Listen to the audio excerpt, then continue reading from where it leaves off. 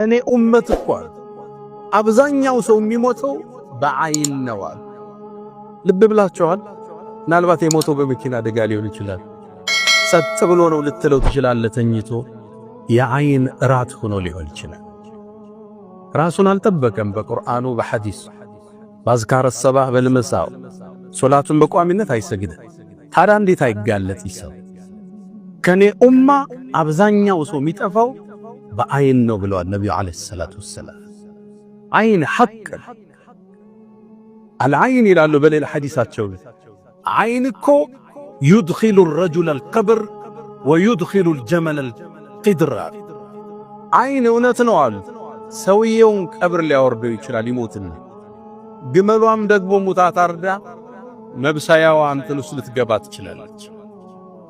አይን ሐቅ። ተዘናክተናል። ጥበቃው የለም። ልጆቻችን ሚዲያ ላይ ናቸው። ሰርጋችን ሚዲያ ላይ፣ ግላዊ ህይወታችን ለአደባባይ ለቀነዋል። ያ ትዳር እንዴት ብሎ ያምሽ? ያ ልጅ እንዴት ብሎ ይደግ? ያ የተጀመረ ስኬት እንዴት ለፍሬ ይብቃ? መንገድ ላይ ሲቀጭ፣ ፕሮጀክቶች ሲስተጓጎሉ፣ ልጆች መንገድ ላይ ሲሰናከሉ፣ ትዳር ድንገት ሲበተን ታያለ። በሽታው አይን ይባላል።